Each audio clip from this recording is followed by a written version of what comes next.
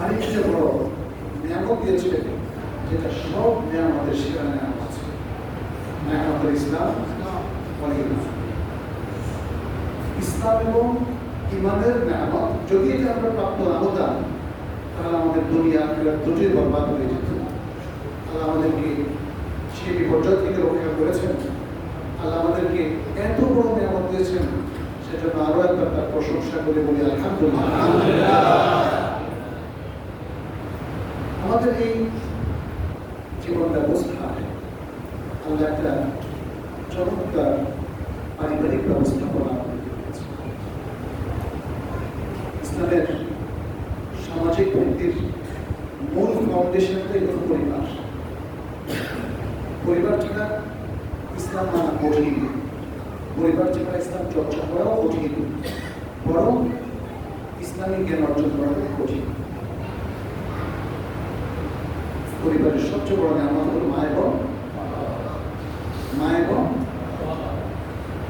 মা বাবার তারবিয়াত পেয়ে আমরা বিশুদ্ধ ঈমান শিখতে পারি, বিশুদ্ধ আকীদা শিখতে পারি। মা বাবা যদি দিনদার হন, তাদের কাছে আমাদের আল-কুরআনের হাতে জড়িয়ে পড়ে, আমরা আমাদের প্রিয় নবী সাল্লাল্লাহু আলাইহি ওয়াসাল্লামের পরিচয় জানতে পারি।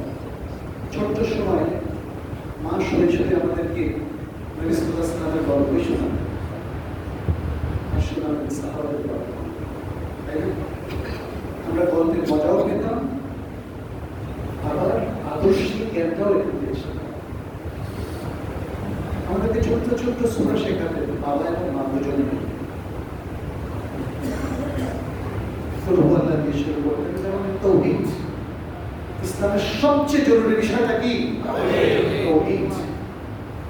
সে তাওহীদ আমার মা আমার বাবা আমাকে শিখিয়েছেন কোরআন থেকে। কোন সূরা? সূরা ইখলাস, যার আরেকটা নাম হলো সূরাতুত তাওহীদ। সূরা তাওহীদের সূরা, ছোট্ট সূরা, আর তাওহীদের পুরো ঘোষণাই এই সূরার মধ্যে, তাওহীদের পুরো জ্ঞানই এই সূরার মধ্যে নিহিত। এই জন্য সূরার নাম হয়ে গেছে ইখলাস। ইখলাসটা আল্লাহর সাথে জড়িত। আমরা বলি আমাদের ঈমানের পরে ইখলাসের প্রয়োজন, ইখলাসের পরে মুতাবাআতুস সুন্নাহ প্রয়োজন। তিনটা গুণ যে মুসলিমের মধ্যে থাকলে সে কিন্তু নাজাত পেয়ে গেছে। আলহামদুলিল্লাহ। প্রথম কি? ঈমান, তারপর কি? ইখলাস। ইখলাসটা তাওহীদের অনুষঙ্গ, তাওহীদের গুরুত্বপূর্ণ পাঠ। যা কিছু করবো কার জন্য করবো? আল্লাহ। ইবাদত কার জন্য করবো? আল্লাহ। ঈমান কার জন্য পোষণ করবো? জীবন আল্লাহর আনুগত্যে রাসূল সাল্লাল্লাহু আলাইহি ওয়াসাল্লামের সুন্নাহ অনুযায়ী চালাবো। কেন? কার জন্য? আল্লাহ। সবকিছু আল্লাহর জন্য। ইন্না সালাতি ওয়া নুসুকি ওয়া মাহইয়ায়া ওয়া মামাতি লিল্লাহি। এটা তাওহীদের মূল কথা, এটা ইখলাসের মূল কথা। আর সেই ইখলাসটা আমরা শিখেছি মায়ের বুকে থাকতে, ছোট্ট সময় 2-3 বছর বয়সে সূরাতুল ইখলাস মুখস্থ করার মতো। বিসমিল্লাহির রহমানির রহিম। কুল হুয়াল্লাহু আহাদ, আল্লাহুস সামাদ, লাম ইয়ালিদ ওয়া লাম ইউলাদ ওয়া লাম ইয়াকুল লাহু কুফুওয়ান আহাদ। ছোট্ট সূরা, সহজে মুখস্থ করা যায়।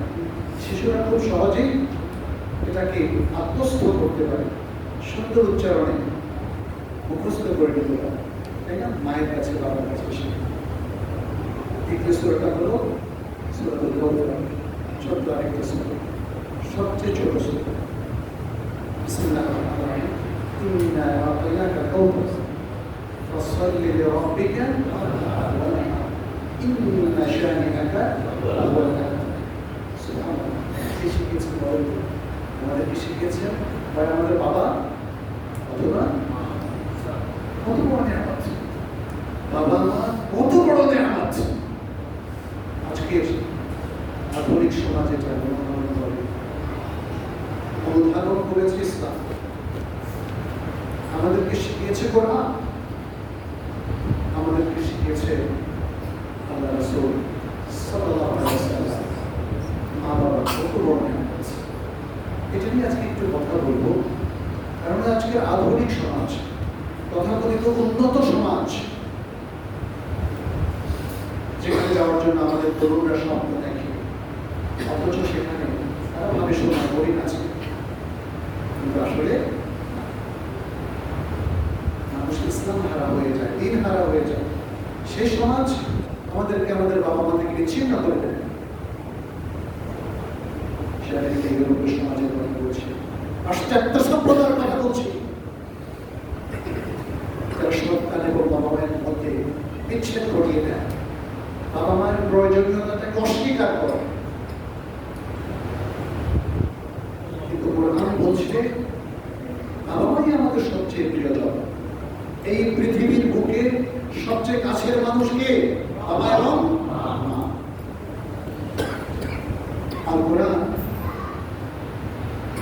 বাবা মায়ের প্রতি ভালোবাসা, শ্রদ্ধা, তাদের প্রতি দায়িত্ব পালন, তাদের আনুগত্য করা, তাদের প্রতি সেবা পরায়ণ থাকা, তাদের খোঁজ খবর নেওয়াকে আল্লাহ সুবহানাহু ওয়া তাআলা ইবাদতের সঙ্গে সম্পৃক্ত করে দিয়েছে। বরং ঘোষণা করেছে কোনো ইবাদতই পূর্ণ হবে না যতক্ষণ পর্যন্ত বাবা মায়ের প্রতি দায়িত্ব সঠিকভাবে পালন করা না হবে। যে মুসলিম সালাত করবে, ইবাদত করবে, বাবা মায়ের অবাধ্য হবে, সে মুসলিম কিন্তু আল্লাহরও অবাধ্য বান্দা। মনে রাখবেন, সে আল্লাহর অবাধ্য বান্দা। সে ইবাদত ঠিক রেখেছে, কিন্তু বাবা মায়ের সে অবাধ্য ঠিক রেখেছে। আমি কি করতে হবে? আল্লাহরও বাধ্যগত হতে হবে, বাবা মায়েরও বাধ্যগত হতে হবে। দেখুন আল্লাহ সুবহানাহু ওয়া তাআলা কি বলেছেন সূরাতুন নিসা 34 নম্বর আয়াত, ওয়া'বুদুল্লাহা ওয়া লা তুশরিকু বিহি শাইআ। এটা কিন্তু আল্লাহ তাআলার সবচেয়ে গুরুত্বপূর্ণ ঘোষণা সমস্ত মানুষের জন্য, অর্থাৎ অল হিউম্যান কাইন্ড, সমস্ত মানুষের জন্য। তোমরা আল্লাহর ইবাদত করো এবং তার সাথে কারো শরীক করো না। এর চেয়ে গুরুত্বপূর্ণ ঘোষণা কোরআনে আনা আল্লাহর ইবাদত। এক নম্বরে কি? আল্লাহর ইবাদত। এবং ইবাদত সঠিকভাবে হবে যদি শিরক মুক্ত থাকে। তাহলে দ্বিতীয় ঘোষণা হচ্ছে শিরক মুক্ত, কোনো ধরনের শিরক করা যাবে না। আজকে হাজারো শিরকে ডুবে আছে আমাদের সমস্ত জনপদ। অতএব আপনাদেরকে জানতে হবে কি সব সেই শিরক, সেই শিরক থেকে মুক্ত থেকে আল্লাহর ইবাদত করতে হবে। আর এর সাথে আল্লাহ তাআলা সম্পৃক্ত করে দিয়েছেন আরেকটা কথা বলি, ওয়াবিল ওয়ালিদাইনি ইহসানা। আর বাবা মায়ের প্রতি সদাচরণ, সুন্দর আচরণ। ইহসান মানে দয়া করা নয়, বাবা মায়ের প্রতি গুড বিহেভিয়ার, সুন্দর আচরণ। কারণ সুন্দর আচরণ না করলে সে বাবা মায়ের অবাধ্য সন্তান নয়। মুসলিম বাবা মায়ের অবাধ্য সন্তান, আল্লাহর অবাধ্য সন্তান। অতএব কথাটি আল্লাহ সুবহানাহু ওয়া তাআলা আরো স্পষ্ট করে বর্ণনা করলেন সূরাতুল ইসরা, যেটাকে সূরাতুল বনী ইসরাঈল বলা হয়, 23 নম্বর 24 নম্বর আয়াত। আল্লাহ সুবহানাহু ওয়া তাআলা বলেন, ওয়া কাযা রাব্বুকা আল্লা তা'বুদু ইল্লা ইয়্যাহু ওয়া বিল ওয়ালিদাইনি ইহসানা। আর তোমার রব নির্দেশ দিয়েছে যে তাকে ছাড়া আর কারো ইবাদত করবে না। ইবাদত করবে একমাত্র আল্লাহ। আর কি? ওয়া বিল ওয়ালিদাইনি ইহসানা। তাহলে ইবাদতের পরে থেকে বাবা মায়ের কথা নিয়ে এসেছে। গুরুত্ব বুঝতে হবে কিন্তু। এবং তিনি নির্দেশ দিয়েছেন বাবা মায়ের সাথে সুন্দর আচরণ করার। বাবা মায়ের সাথে সুন্দর আচরণ করলে আপনার ইবাদত আল্লাহর কাছে অনেক বেশি গ্রহণযোগ্য হবে, আর না করলে ইবাদত প্রশ্নের মধ্যে দাঁড়িয়ে যাবে, যতক্ষণ না বাবা মায়ের আনুগত্যে সন্তান ফিরে আসে। বাবা মায়ের সাথে যে অসদাচরণ করে, আর এই অসদাচরণকে বলা হয় উকুকুল ওয়ালিদাইন। উকুকুল ওয়ালিদাইন, বাবা মায়ের নির্দেশ পালন করা, বাবা মায়ের অবাধ্য হওয়া, বাবা মায়ের সাথে শত্রুতা পোষণ করা, বাবা মায়ের অধিকারকে উপেক্ষা করা, বাবা মায়ের অধিকারকে লঙ্ঘন করা, বাবা মায়ের কথা না শোনা এবং তাদের দায়িত্ব না নেওয়া। সন্তানের উপর খরচ হচ্ছে বাবা মায়ের দায়িত্ব গ্রহণ করা। কোন সন্তান যদি মনে করে আমার মূল দায়িত্ব আমার স্ত্রী এবং সন্তান সন্ততি বাবা মা নয়, সে ভুল করছে। তার নিজের সন্তান, তার স্ত্রীর দায়িত্ব পালনের আগে তার উপর খরচ হচ্ছে তার বাবা মায়ের দায়িত্ব। মনে রাখবে, আমার কথা নয়, এটা কোরআনের কথা, এটা নবী সাল্লাল্লাহু আলাইহি ওয়াসাল্লামের কথা, এটা সকল মুসলিমের ঐক্যবদ্ধ একটা অভিমত কোরআন হাদিসের আলোকে। অতএব আমাদের সকল সন্তানকে মনে রাখতে হবে বাবা মায়ের দেখাশোনাটা এটা আমাদের জন্য অপশনাল না, নফল না, ঐচ্ছিক না, এটা কি ফরজ। ফরজ মানে এই নির্দেশ নেওয়াটাই আল্লাহ সুবহানাহু ওয়া তাআলা বারবার আমাদেরকে স্মরণ করে দিয়েছেন। তিনি এরপরে কি বলছেন? ওয়াকাদা রাব্বুকা আল্লা তা'বুদু ইল্লা ইয়্যাহু ওয়া বিল ওয়ালিদাইনি ইহসানা। এরপরে বলছেন কি? ইম্মা ইয়াবলুগান্না ইনদাকা আল-কিবারা আহাদুহুমা আও কিলাহুমা, যদি তাদের বৃদ্ধ বয়স তোমার কাছে তাদের দুজন অথবা কোনো একজন পৌঁছে যায়, অর্থাৎ তোমার বাবা মা যদি বৃদ্ধ বয়সে পৌঁছে যায়, তাহলে তাকুল্লাহুমা উফিন, তাহলে উফ শব্দটাও বলবে না, ওয়ালা তানহারহুমা, তাদেরকে ধমক দেবে না, ওয়াকুল্লাহুমা কাওলান কারীমা, এবং তাদের সাথে সম্মানজনক কথা বলবে, শ্রদ্ধাভাজন কথা বলবে, আচরণ করবে। ওয়াকফিদ লাহুমা জানাহা যুল্লি মিনার রাহমা, আর তাদের উদ্দেশ্যে ভালোবাসা এবং বিনয়ের পেখম মেলে দেবে। ওয়াকুল লাহুমা ওয়াকুল রাব্বিরহামহুমা কামা রাব্বায়ানি সাগীরা, আর তাদের জন্য দোয়া করবে, কথা বলে রাব্বিরহামহুমা, হে আমার রব তাদের প্রতি রহম করুন, কামা রাব্বায়ানি সাগীরা, যেভাবে শৈশবে তারা দুজন আমার প্রতি রহম করেছে। কি চমৎকার বলে! এই কথাটা আপনারা ভেবে দেখবেন। আজকে এই সংক্ষিপ্ত সময় ব্যাখ্যা করে বলতে পারবো না, তবে প্রত্যেকটা কথা বলবো। কোরআন বলছে উফ শব্দটা বলা যাবে না, তাহলে কি গালিগালাজ করা যাবে, কঠিন কথা বলা যাবে, অসদাচরণ করা যাবে না। কোরআন চমৎকার ভাবে বলে দিয়েছে উফ শব্দটাও বলা যাবে না। এমনকি তারা যদি জুলুমও করে, এমনকি তারা যদি রুক্ষ মেজাজ আমার সাথে অথবা আমার স্ত্রীর সাথে অথবা আমার সন্তান তথা তাদের নাতি নাতনির সাথে করেন, তবুও তাদের সাথে শব্দটাও বলা যাবে। তাদেরকে কি হাত ধরা যাবে? তাদেরকে কি প্রহার করা যাবে? তাদেরকে কি ঘর থেকে বের করে দেওয়া যাবে? তাদের কাছ থেকে কি জোর করে বাবা মায়ের সম্পদ ছিনিয়ে নেওয়া যাবে? সমাজে কি এগুলো হচ্ছে না? তাহলে এই সমাজকে বলে দিন উফ শব্দটাও বলা যাবে না, এবং এর উপর তারবিয়া দিন। আমাদের শিক্ষা বসে গেছে, ধ্বংস হয়ে গেছে। এই শিক্ষা, আজকের আধুনিক শিক্ষা, এই কথা শেখায় না, আমাদেরকে স্বার্থপর বলে শেখা। মানুষের অধিকারের নামে অনধিকার চর্চা সারা বিশ্বের আগে শুরু হয়েছে।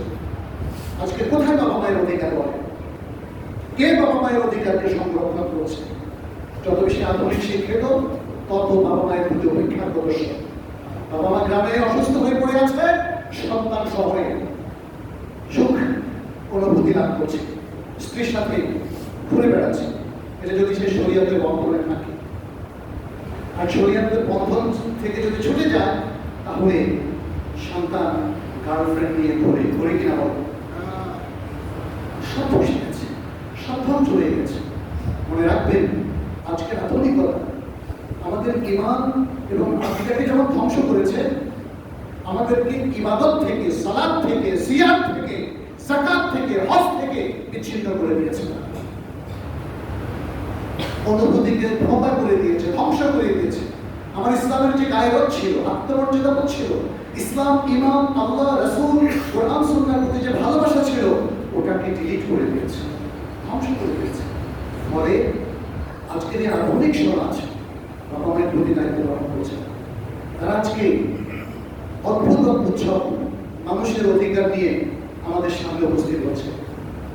তারা কুকুরের অধিকার, বিড়ালের অধিকার, গাছের অধিকার, সমকামীদের অধিকার ইত্যাদি অশ্লীলতার মধ্যে যারা আছে তাদের অধিকার নিয়ে আজকে তারা সারা বিশ্বকে সচেতন করছে। কিন্তু মানুষের যে মৌলিক অধিকার সেটা ভুলে যাচ্ছে, আমাদের মুরব্বীদের যে অধিকার সেটা ভুলে যাচ্ছে, আমাদের ভাই বোনেদের যে অধিকার সেটা ভুলে যাচ্ছে, আত্মীয় স্বজনের যে অধিকার সেটা ভুলে যাচ্ছে, জনগণের যে অধিকার সেটা ভুলে যাচ্ছে। আজকে দেখুন বিশ্বাশক্তি আজকে জনগণের অধিকার কিন্তু রক্ষা করছে, জনগণকে চিট করছে, প্রতারিত করছে। বিশ্বের বৃহৎ শক্তিগুলো আজকে ফিলিস্তিনে কি কাণ্ড চালাচ্ছে দেখেন, মধ্যপ্রাচ্যের দেশগুলোতে কিভাবে ম্যাসেকার করেছে দেখুন, মুসলিমদের অধিকার পার্শ্ববর্তী দেশগুলোতে দেখুন। তারা আজকে গণতন্ত্র, মানবাধিকার কত কিছু আমাদেরকে শেখাচ্ছে।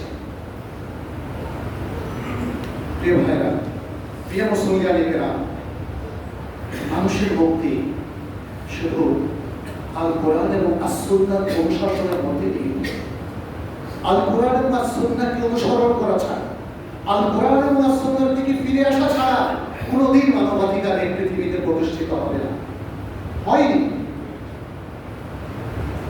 মুসলিমরা নিজেদের দেশে যদিও কিছু সুন্দর নিয়ম কানুন তারা চালু করে, কিন্তু মুসলিম দেশগুলোকে তারা জাহান্নাম বানিয়ে রেখেছে। আমাদের পরিবার প্রথাকে ধ্বংস করার জন্য এখন প্রায় তারা চলছে। মুসলিম সমাজের মধ্যে জেনা, ব্যভিচার, অশ্লীলতা ঢুকিয়ে দেওয়া হচ্ছে, এখন ঢুকিয়ে দেওয়া হচ্ছে সমকামিতা। আপনারা সাবধান থাকবেন, একটু পড়াশোনা করুন। ইসলাম বিরোধী যত চিন্তা ভাবনা ধারণা আছে এগুলো আজকে আমাদের অসচেতনতার কারণে, আমাদের ইলমি যোগ্যতা না থাকার কারণে, আমাদের কোরআন সুন্নাহ ভিত্তিক জ্ঞান না থাকার কারণে আমাদেরকে পেয়ে বসেছে, আমাদের রাজনীতিবিদদেরকে পেয়ে বসেছে, আমাদের সমাজের প্রভাবশালীদেরকে পেয়ে বসেছে, আমাদের ধনী মানুষদেরকে পেয়ে বসেছে, আমাদের শিক্ষিত তথাকথিত পণ্ডিতদেরকে, বুদ্ধিজীবীদেরকে পেয়ে বসেছে।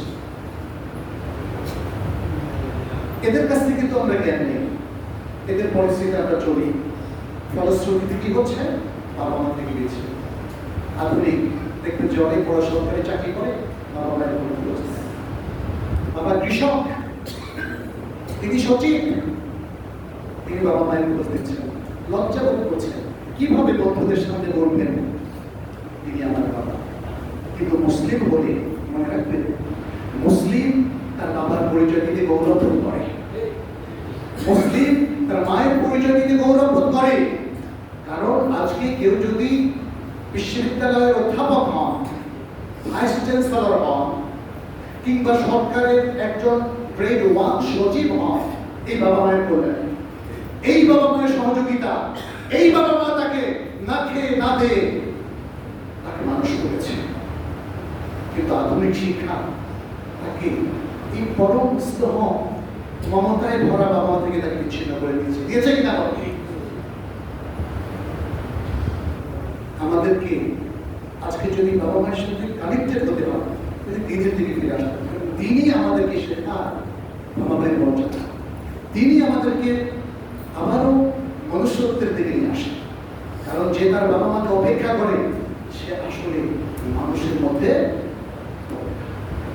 যে বাবা মায়ের অসুস্থতা, বাবা মা বৃদ্ধ বলে তার খোঁজ খবর রাখে না, তার প্রয়োজনীয় খোঁজ দেয় না, সে মানুষের মধ্যে।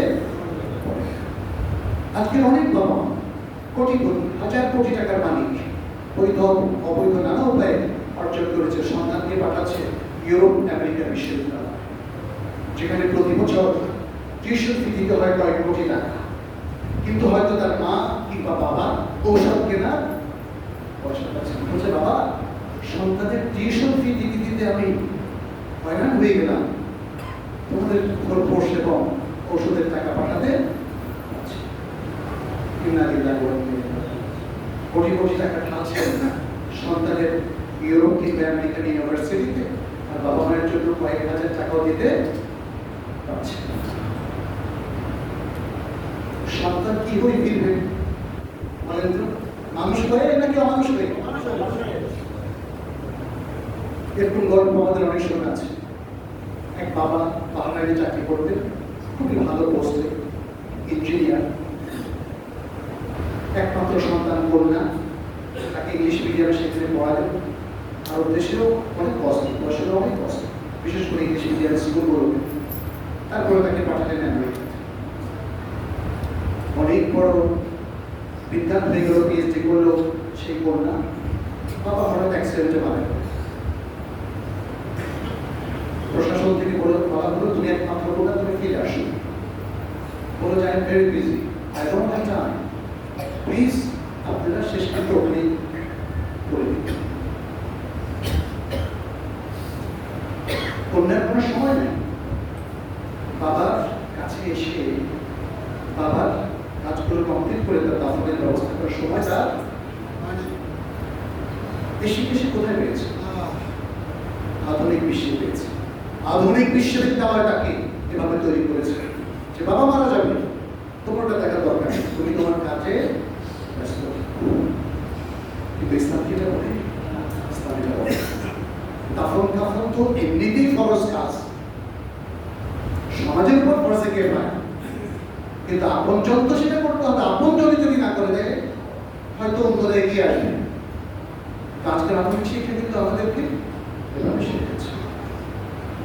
আবু হুরায়রা রাদিয়াল্লাহু তাআলা থেকে বর্ণিত একটা হাদিসে বলা হয়েছে, এটা খুবই বিশুদ্ধ একটা হাদিস। এক সাহাবী সেটা রাসূলুল্লাহ সাল্লাল্লাহু আলাইহি ওয়াসাল্লামকে জিজ্ঞেস করলেন, মান আহাব্বুন নাসি ইলা হুসনিল মুআশারাতি, আল্লাহর রাসূল, সুন্দর জীবনযাপনের জন্য কোন ব্যক্তি আমার কাছে সবচেয়ে বেশি হকদার, কার অধিকার বেশি যে আমার কাছ থেকে সুন্দর আচরণ, সহাবস্থান এবং সুন্দর আচরণ প্রত্যাশা করতে পারে? তিনি বললেন, উম্মুক, তোমার মা। তুম্মা মান ইয়া রাসূলুল্লাহ? বললেন, তোমার মা। তুম্মা মান ইয়া রাসূলুল্লাহ? তারপর কে আল্লাহর রাসূল? তিনি বললেন, উম্মুক, তোমার মা। তুম্মা মান ইয়া রাসূলুল্লাহ? তারপর কে? চতুর্থ বারে যখন জিজ্ঞেস করলেন তখন বললেন, আবুক, আবুক। তাহলে পৃথিবীতে সবচেয়ে কাছের মানুষকে বলেন তো? তারপরে বাবা। কোরআন এই দুজনকে ওয়ালিদান বলেছে, ওয়ালিদান বলেছে, মা এবং বাবা। মায়ের নাম, মায়ের অনেক অবদান। ওয়াইস ইবনে আমির রাদিয়াল্লাহু তাআলা আনহু যে হাদিসটা আপনারা জানেন, সহিহ মুসলিমের অনেক বড় হাদিস। নবী সাল্লাল্লাহু আলাইহি ওয়াসাল্লাম ওমর ইবনে খাত্তাব রাদিয়াল্লাহু তাআলা আনহুকে বলেছিলেন, দেখো মুরাদ গোত্রে কারনি বংশে একজন মানুষ রয়েছে, তার নাম ওয়াইস ইবনে আমির। আমাদের দেশে ওয়াইস কারনি, ওয়াইস কারনি। তিনি ইয়ামানের সাহায্যকারী ফৌজের সাথে আসলেন। তার কুষ্ঠরোগ হয়েছিল, একটা দিনের জায়গা বাকি দিয়ে গেছে, সেটা সুস্থ হয়, একটা সুস্থ হয়ে গেছে। এ লোক মায়ের খুব সেবা করেন। তুমি যদি কখনো তার সাক্ষাৎ পাও, তাহলে তার কাছে মাগফিরাতের দোয়া প্রার্থনা করতে পারো, কারণ সে এতটাই সৎ। যদি আল্লাহর নামের শপথ করে, তাহলে আমরা তার সেই শপথকে পূর্ণ করে, তার দোয়া কবুল।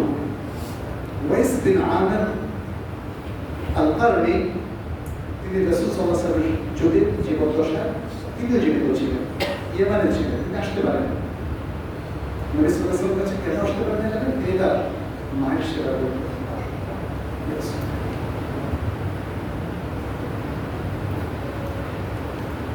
মায়ের সেবা করতে আমরা কি করছি? প্রিয় ভাই, আমরা কি করছি? এরপরে ওমর ইবনে খাত্তাব রাদিয়াল্লাহু তাআলা আনহুর সময় তিনি যখন তিনি জিজ্ঞেস করছিলেন ইয়ামান দেশের খোঁজের মধ্যে ওয়াইস বিন আমের নামে কেউ আছে কি? খোঁজ করতে করতে পেয়ে গেলেন। একজন বললেন, হ্যাঁ আমি ওয়াইস বিন আমের। তখন জিজ্ঞেস করলেন, তুমি কি সে ব্যক্তি যার দেহে কুষ্ঠরোগ হয়েছিল? বলল যে হ্যাঁ। তোমার কি কুষ্ঠরোগ ভালো হয়ে গিয়েছিল? বলল যে হ্যাঁ। পুরোটা বলো। বলে যে একটা দেখলাম অংশটা বাকি ছিল, ওই যে আগে তুমি সে ওয়াইস বিন আমের।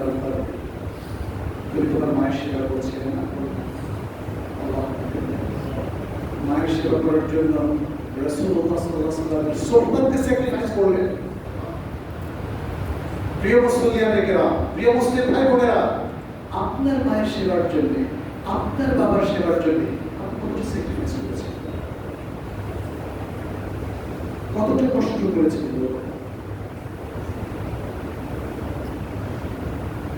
ওমর ইবনে খাত্তাব রাদিয়াল্লাহু তাআলা আনহু তিনি তখন তাকে বললেন, আপনি তো কবি সেরে, তুমি আমার জন্য আল্লাহর কাছে ইস্তিগফার করো।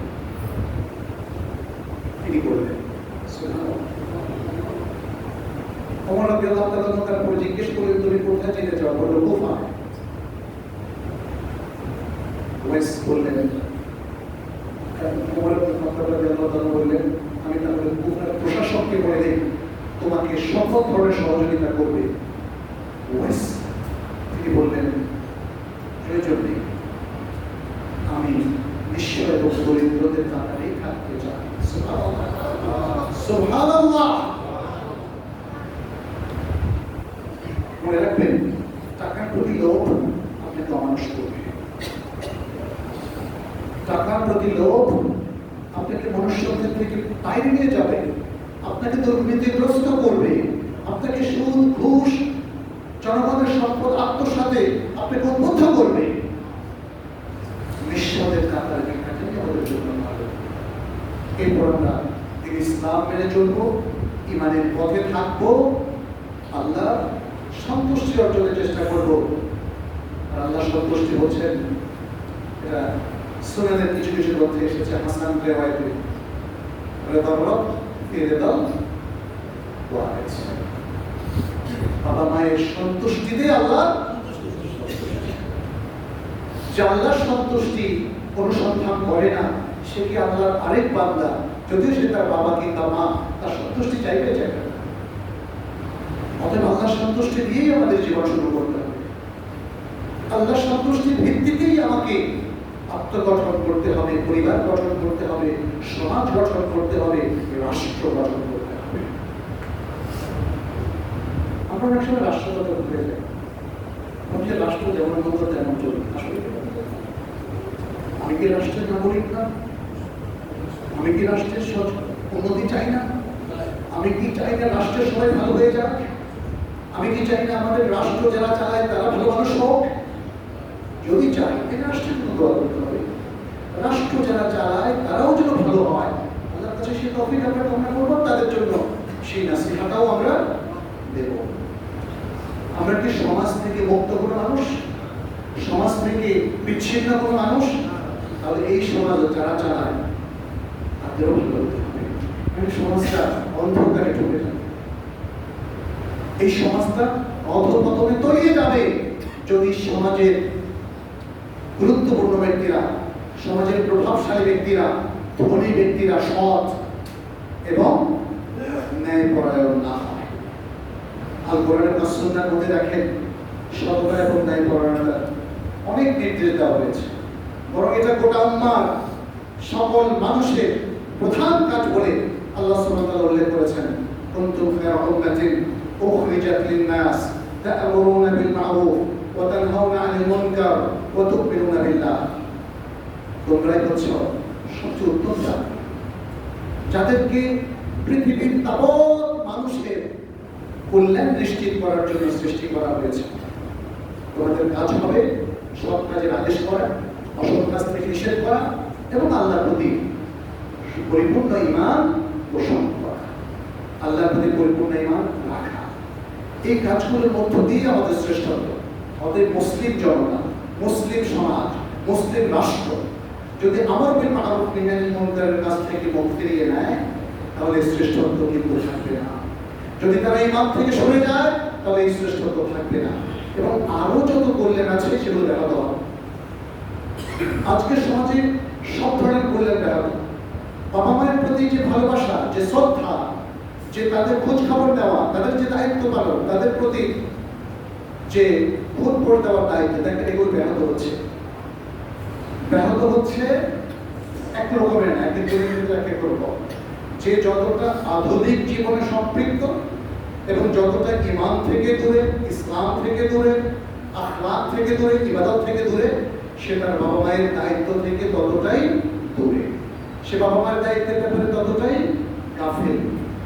প্রিয় ভাইরা, প্রিয় বোনেরা, যারা আজকে এই সালাতুল জুমার মধ্যে এসেছেন, আপনাদের প্রতি নাসিহা হলো নিজের ঈমানটাকে ঠিক করে না।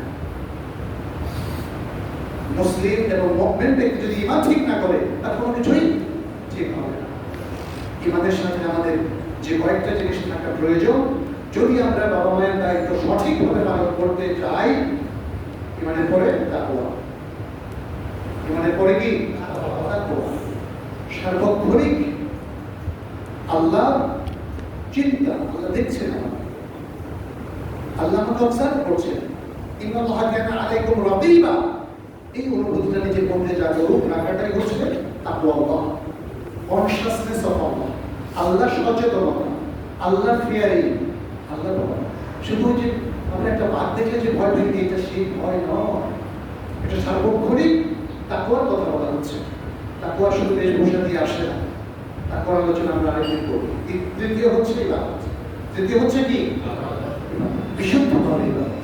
ইবাদত যেন তেনভাবে পালন করলে হবে না। মাজারে পড়ে থাকলে কি ইবাদত হবে? মাজার তওয়াফ করলে কি ইবাদত হবে? কবরওয়ালার কাছে গিয়ে চাইলে কি ইবাদত হবে? এই যে বিভিন্ন জ্যোতিষী কিংবা যে আরো কি যেন বলে বিভিন্ন রকম যে পরিভাষা করে গ্রামে গঞ্জে আছে, মানুষ তাবিজ কুমারের জন্য যায়, তারপরে পদ্মজলের জন্য যায়, তাদের কাছে যাওয়া কি ইবাদত হবে? কারণ এগুলো হচ্ছে ইবাদতকে ধ্বংস করে। এগুলোর অধিকাংশই হচ্ছে বড় শিরক। অধিকাংশ সময় এগুলো বড় শিরক হিসাবে আমাদের সামনে চলে আসে, ফলে আমাদের ঈমান আমল সবই ধ্বংস হয়ে যায়। শিরক মুক্ত ইবাদত, তৃতীয়বার কি বললাম আমরা? শিরক মুক্ত ইবাদত। শিরক মুক্ত মানে কুফরি মুক্ত, শিরক মুক্ত মানে নাস্তিকতা মুক্ত ইবাদত। তারপরে আমাদের প্রয়োজন হচ্ছে হালাল হারাম বেঁচে চলা। হালাল হারাম কখনোই হারামের মধ্যে যাবেন না, ভুলে চলে গেলে তওবা করে চলে আসুন, কখনোই হারামের সাথে সম্পৃক্ত হবে না। হারাম আমাদের জীবনে সব ভালো কিছু ধ্বংস করে দেয়। হারাম আপনাকে মানে আপনার ভেতরে ঢুকিয়ে দেয়। আপনি হারামটাকে ইনকাম করলে ওটা দেখবেন কোনো এক সময় আপনার পেটে চলতে, আপনার সন্তানের পেটে চলতে, আপনার পরিবারে যে কোনো সদস্যের পেটেও, যারা ঘুষ খায় দেখবেন ঘুষের টাকা যা কিছু করে সে কোনো জেল করছে না, যারা সুদ খায় তাদের একই অবস্থা, যারা চুরি চামারি করে, যারা ছিনতাই করে, আত্মসাৎ করে, জনগণের টাকা আত্মসাৎ করে, মানি লন্ডারিং করে, বিদেশে টাকা নিয়ে যায়, এটা সবারই একই অবস্থা। সর্বশেষ হচ্ছে আখলাক। আখলাক সুন্দর না হলে সে বাবা মাকেও বলবে, উফ বাবা তোমার জন্য পারলাম না, উফ মা তুমি আমার কেন বলছো, আমার কেন বলছো। অথচ কোরআন কি বলছে? উফ শব্দটাও বলা যাবে না। উফ শব্দটা না বলার স্বভাব আপনার রপ্ত হবে যদি আপনার আখলাক সুন্দর হয়। এগুলোকে ইংরেজিতে বলে সফট স্কিল, আরবিতে বলে আল মাহারাতুন নাঈমা। এই সুন্দর সুন্দর স্কিলগুলো আমাদের অর্জন করতে হবে, আত্মমন করতে হবে, ইতিবাচক থাকতে হবে। বাবা মাকে জুলুম করুক, মারুক, ধরুক, আমার আচরণ তার সাথে হবে সুন্দর। আমার দুনিয়ার অনেক টানাটানি থাকতে পারে, কিন্তু আমার প্রথম প্রায়োরিটি, সবচেয়ে বেশি অগ্রগণ্য ব্যক্তি হচ্ছে বাবা এবং মা। আমি কষ্ট করবো, এক বেলা খাবো না, কিন্তু আমার বাবা মা যেন অনাহারে না থাকে। প্রিয় ভাইরা, প্রিয় বোনেরা, ইসলাম এভাবেই আমাদেরকে তারবিয়ত দিয়েছে, আমরাও এভাবে তারবিয়ত পেয়েছি যারা মাদ্রাসায় পড়াশোনা করেছি। মদিনায় কি আমাদের প্রখ্যাত একজন ওস্তাদের একটা লেকচার শুনেছিলাম, যিনি এখন মদিনার গ্র্যান্ড মুফতি, সৌদি আরবের উচ্চ ওলামা পরিষদেরও তিনি অনেকদিন সদস্য ছিলেন আমাদের 3 বছরের ওস্তাদ মাদিনা ইউনিভার্সিটিতে এবং মসজিদে নববী, মসজিদুল হারাম, মক্কা আর অনেক মসজিদে তিনি নিয়মিত দাস দিতেন লম্বা টাকা। প্রফেসর ডক্টর মোহাম্মদ বিন মোহাম্মদ আল মুখতার হাফিজাহুল্লাহ। তার একটা সুন্দর লেকচার ছিল ফাফিহিমা ফাজাহিদ, ফাফিহিমা ফাজাহিদ। ফাফিহিমা মানে বুঝতে পেরেছেন? তোমার জিহাদ তোমার বাবা মায়ের মধ্যে, তোমার জিহাদ তোমার বাবা মায়ের মধ্যে। কোন এক সাহাবী, দুটো হাদিস আছে, শুধু ভাষ্যটা আমি নিজের ভাষায় বলে দিচ্ছি। একজন জিহাদে যেতে চেয়েছিল, নবী সাল্লাল্লাহু বললেন তোমার বাবা মা কি জীবিত? হ্যাঁ। তখন বললেন ফাফিহিমা ফাজাহিদ, তুমি তাদের মধ্যে জিহাদ করো। বাবা মা জীবিত থাকতে ফরজে আইন ছাড়া আপনি বাবা মার প্রয়োজন থাকলে আগে সেটাই মেটাবেন। তারপরে যদি মুসলিম শাসক আপনাকে নির্দেশ দেয় তখন আপনি বাবা মায়ের অনুমতি নিয়ে জিহাদ যাবেন। অন্যথায় আপনাকে বাবা মায়ের মধ্যে জিহাদ করতে হবে, অর্থাৎ বাবা মায়ের সেবাই আপনাকে 24 ঘন্টা অষ্টপ্রহ নিয়োজিত করতে হবে। আরেকটি হচ্ছে হজ ওমরা করতে চেয়েছিলেন, তখন তাকে নবী সাল্লাল্লাহু আলাইহি ওয়াসাল্লাম বলেন আগে বাবা মায়ের ঋণ পূরণ করো তারপরে। তাহলে দেখা যাচ্ছে যে ইসলাম অনেক বড় বড় আমলের চাইতেও বাবা মায়ের দেখাশোনা এবং তাদের সেবাকে ইসলাম গুরুত্ব দিয়েছে। ইয়াহইয়া আলাইহিস সালাম তিনি বাবা মায়ের প্রতি অত্যন্ত সেবা পরায়ণ ছিলেন। ওয়াবাররা বিওয়ালিদাইহি, কোরআন বলছে সূরা মারিয়াম 14 নম্বর আয়াত, ওয়াবাররা বিওয়ালিদাইহি, তিনি ছিলেন বাবা মায়ের প্রতি অত্যন্ত সেবা পরায়ণ। একই বিষয় আমরা সূরা মারিয়ামের মধ্যে পাই ঈসা আলাইহিস সালামের ব্যাপারে। তিনি বলছেন ওয়াবাররা বিওয়ালিদাতি, আমি আমার মায়ের প্রতি সেবা পরায়ণ। আল্লাহ তাআলা তাকে মাই দিয়েছেন এবং স্পেশাল ভাবে তাকে আল্লাহ তাআলা সৃষ্টি করেছেন। এভাবে প্রিয় উপস্থিতি, আসুন আমরা নিজেদের একটু আত্মসমালোচনা করি। এই পৃথিবীতে আল্লাহ আমাদের যে সবচেয়ে কাছের মানুষকে সবচেয়ে বেশি প্রায়োরিটি দিয়েছেন, আমরাও যেন সেই প্রায়োরিটিটা রক্ষা করি। যে সম্মান তাদেরকে দিতে বলেছেন, যে সেবা তাদেরকে দিতে বলেছেন, যে শুশ্রূষা তাদেরকে দিতে বলেছেন, আমরা যেন তার ব্যর্থ না করি। তাহলে শুধু বাবা মায়ের প্রতি উপেক্ষা প্রদর্শন হবে না, বরং মহান আল্লাহর নির্দেশ লঙ্ঘন হবে, মহান আল্লাহর ইবাদতে লিপ্ত হবে। যদি আমরা সেটা করি, আল্লাহ যেন আমাদের সবাইকে তৌফিক দান করেন। আমরা যেন আমাদের বাবা মায়ের প্রতি দায়িত্ব পালন করি, আমাদের বাবা মা যেন আমাদের থেকে কোনো কষ্ট না পান, বরং প্রয়োজনীয় সেবা এবং শুশ্রূষা, সুন্দর আচরণ এবং ব্যবহার যেন তারা পান। আল্লাহ আমাদের সবাইকে তৌফিক দান করুন। আকুলু কওলি হাযা ওয়া আস্তাগফিরুল্লাহ লি ওয়া লাকুম ওয়া লিসাইরিল মুসলিমিন ফাস্তাগফিরুহু ইন্নাহু হুয়াল গফুরুর রহিম।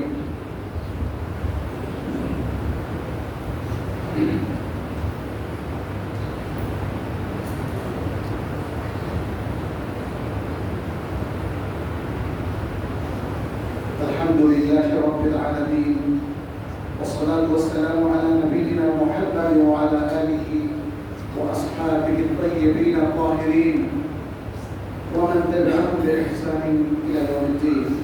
عباد الله اتقوا الله وكونوا مع الصالحين مع المؤمنين المخلصين المتقين. نسأل الله سبحانه أن يجعلنا وإياكم من عباده المؤمنين المتقين المخلصين. اللهم تقبل منا انك انت السميع العليم وتب علينا انك انت التواب الرحيم. ربنا عليك توكلنا واليك انبنا واليك المصير. اللهم علمنا ما جهلنا وذكرنا ما نسينا وزدنا هدى وتقى يا رب العالمين. عباد الله, আল্লাহ সুবহানাহু ওয়া তাআলা আমাদেরকে এত যে নিয়ামত দিলেন, আসুন এই নিয়ামতগুলো নিয়ে আমরা একটু গবেষণা করি। আল্লাহ তাআলা মুসলিমদেরকে গবেষণাকারী জাতি হিসাবে সৃষ্টি করেছে, কিন্তু গবেষণা আমরা বর্জন করেছি। এটা আমাদের ট্র্যাজেডি থেকে নিয়ে এসেছে। আপনি দেখেন সারা বিশ্বের উন্নয়ন কিন্তু গবেষণা নির্ভর। সারা বিশ্বের শিক্ষা ব্যবস্থা গবেষণা নির্ভর, শিক্ষা কারিকুলাম গবেষণা নির্ভর। আমাদের দেশে মাদ্রাসাগুলো, শিক্ষা প্রতিষ্ঠানগুলো তো কারিকুলাম, কোনো কারিকুলাম ওইভাবে নাই। এখন কিছু প্রচলিত হয়েছে গত 8-10 বছর, কিন্তু কাঙ্ক্ষিত মানে পৌঁছে না। শিক্ষা ব্যবস্থা এমন যে যেখানে শতভাগ A+ পায় একটা স্কুল এবং কলেজ, আপনারা জানেন, আমি নাম উল্লেখ করছি, সেটাকে বোর্ডের সহজ করতে হয়। আপনি বুঝতে পেরেছেন? নিউজটা কি শুনেছেন?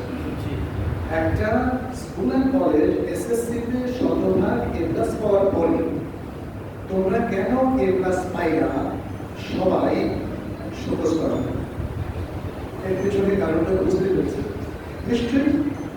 এখানে ইঞ্জিনিয়ারিং আছে, ইঞ্জিনিয়ারিং মানে প্রকৌশলী, অন্য কিছু, এবং দুর্নীতি, সেই জন্য ব্যবস্থা করা হচ্ছে। তাহলে শিক্ষা ব্যবস্থা আমাদেরকে একটা ভালো রেজাল্টে পরিণত করেছে, কিন্তু দুর্নীতি মুক্ত করতে পারে না। আমাদেরকে মানুষের মতো মানুষ বানাতে পারে না। ফাঁকি ঝুঁকি দিয়ে A+ পাওয়ার কৌশল রপ্ত করিয়েছে। এটা কি কারিকুলাম বলে? এটা কি শিক্ষা ব্যবস্থা হতে পারে? হতে পারে না। কোরআন সুন্নাহর শিক্ষার যে উত্তম শিক্ষা এই জমিনে আমরা, এই জগতে আমরা, এই মহাবিশ্বে আর মুসলিম সমাজ, মুসলিম জাতি যদি সমৃদ্ধ হতে চায়, যদি আলোকিত মানুষ হতে চায়, যদি বিশুদ্ধ বিবেক সম্পন্ন মানুষ হতে চায়, তাহলে কোরআন সুন্নাহর দিকে ফিরে আসতে হবে। পৃথিবীর মানুষ ভালো মানুষ হতে পারে যদি কোরআন সুন্নাহ তথা আল্লাহর অনুশাসন তারা মেনে চলে। আর যারা কোরআন সুন্নাহ থেকে বিচ্ছিন্ন হয়, যারা আল্লাহ থেকে বিচ্ছিন্ন হয়, আল্লাহ এবং রাসূল সাল্লাল্লাহু আলাইহি ওয়াসাল্লামের নির্দেশ এবং অনুশাসন থেকে যারা বিচ্ছিন্ন হয়, তারা যতই চেষ্টা করুক না কেন, তারা আলোকিত মানুষ হতে পারবে, তারা দায়িত্বশীল মানুষ হতে পারবে না। মানুষ কাকে বলে? যে মানুষ পৃথিবীর সব মানুষের কল্যাণে কাজ করে, সেই হলো প্রকৃত মানুষ। আজকে বাংলাদেশে বসে আমি অন্য দেশের বিরুদ্ধে ষড়যন্ত্র করতে পারি না, আমি অন্য জাতির বিরুদ্ধে ষড়যন্ত্র করতে পারি না, আমি অন্য গোত্রের বিরুদ্ধে ষড়যন্ত্র করতে পারি না। এই মহান বাণী তো আমাদের রাসূল সাল্লাল্লাহু আলাইহি ওয়াসাল্লাম শিখিয়েছেন। আল্লাহ তাআলা তো তাকে সেভাবেই প্রেরণ করেছেন, ওমা আরসালনাকা ইল্লা রাহমাতাল লিল আলামিন। অতএব আমাদের কাছে শুধু আমাদের মা বাবাই নিরাপদ নয়, আমাদের কাছে শুধু আমাদের স্ত্রী নিরাপদ নয়, আমাদের কাছে শুধু আমাদের ভাই বোন, সন্তান সন্ততি নিরাপদ নয়, আমাদের মুসলিমদের কাছে সারা পৃথিবীর তাবৎ মানুষ নিরাপদ। এই নিরাপত্তা কে দিয়েছেন? আল্লাহ। এই সম্মান কে দিয়েছেন? আল্লাহ। সেই নিরাপত্তা আমরা বিঘ্নিত করতে পারি না। প্রিয় উপস্থিতি, এই জন্য বারবার বলছি, এই যে শিক্ষাটা পেলাম আপনার সামনে, এই কথাগুলো আমি প্রত্যেক উপস্থাপন করছি আমার নিজের থেকে না, আমাদের নষ্ট হলো না। আমি সব কথা উপস্থাপন করছি আর কোরআন এবং সুন্নাহ, আমি সব কথা উপস্থাপন করছি ইলমুল ওয়াহী, ওহীর জ্ঞান থেকে। আমি সব কথা উপস্থাপন করছি আমাদের প্রিয় রাসূল সাল্লাল্লাহু আলাইহি ওয়াসাল্লামের সিরাত থেকে এবং সুন্নাহ থেকে। একটা কথা আমি মোহাম্মদ আপনাদের সামনে বলি না, বলার সাধ্য আমাদের। আমি যদি নিজের কথা বলতে চাই, আমি বিভ্রান্ত হয়ে যাব। আমি যদি নিজের কথা আপনার সামনে উপস্থাপন করতে যাই, তাহলে আমি সঠিক পথে থাকবো না। প্রিয় ভাইরা, এই জন্য আপনাদের প্রতি আমার নাসিহা, সত্যের দিকে আসুন, কোরআনের দিকে আসুন, কোরআন বুঝুন, সহিহ সুন্নাহর দিকে আসুন। কারণ জাল হাদিস আছে, অতীব দুর্বল হাদিস আছে, যেগুলো আমাদেরকে বিভ্রান্ত করছে, যেগুলো অনুযায়ী আমল করা জায়েজ নেই, এমন কিছু আজকে ইসলাম হিসাবে আমরা পালন করছি। আমাদেরকে আসতে হবে অথেন্টিক, বিশুদ্ধ নলেজের। বিশুদ্ধ জিনিসই বিশুদ্ধতা আপনার মধ্যে তৈরি করবে, বিশুদ্ধ চিকিৎসা আপনার রোগ দূর করবে, আর অশুদ্ধ চিকিৎসা আপনার রোগকে দূর করবে না, আরো বেশি রোগ আক্রান্ত আপনাকে করে দেবে। বুঝতে পেরেছেন? অতএব যদি মা বাবার অধিকার রক্ষা করতে চান, ভাই বোনের অধিকার রক্ষা করতে চান, আত্মীয় স্বজনের অধিকার রক্ষা করতে চান, প্রতিবেশীদের অধিকার রক্ষা করতে চান, আর জনগণের অধিকার রক্ষা করতে চান, আমাদের কোরআন সুন্নাহ ভিত্তিক জীবনযাপন করতে হবে। সাধারণত জীবন রাসূল সাল্লাল্লাহু আলাইহি ওয়াসাল্লামের জীবনের মতোই, সাহাবায়ে কেরাম খোলাফায়ে রাশিদিনদের জীবনের মতোই আমাদের মুমিনদের জীবন অতীব সাধারণ। দুনিয়ার জৌলুসে সেখানে আমরা উপস্থিতি, দুনিয়ার চাকচিক্যে আমরা বিভ্রান্ত হই না, দুনিয়ার চাকচিক্য আমাদেরকে ভুল পথে নিয়ে যায়। আসুন সেভাবে আত্মগঠন করি, জীবন গঠন করি, সমাজ গঠন করি এবং বিশ্ব গঠন করি।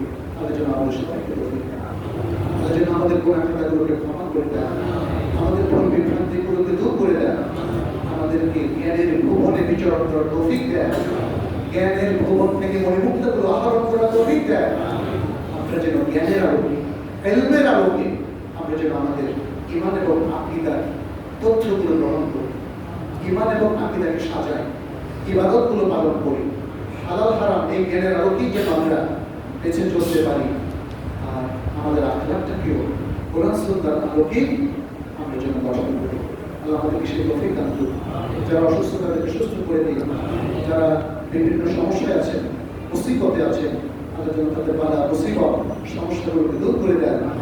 আল্লাহ যেন আমাদেরকে বিপদ আপদ থেকে রক্ষা করেন, আমাদেরকে, আমাদের সমাজকে, আমাদের রাষ্ট্রকে বহিঃশত্রু যে কোনো ষড়যন্ত্র থেকে আল্লাহ যেন রক্ষা করেন। আল্লাহ যেন এই জাতিকে বারাকাপূর্ণ করেন, এই জাতির উপর বারাকা নাযিল করেন।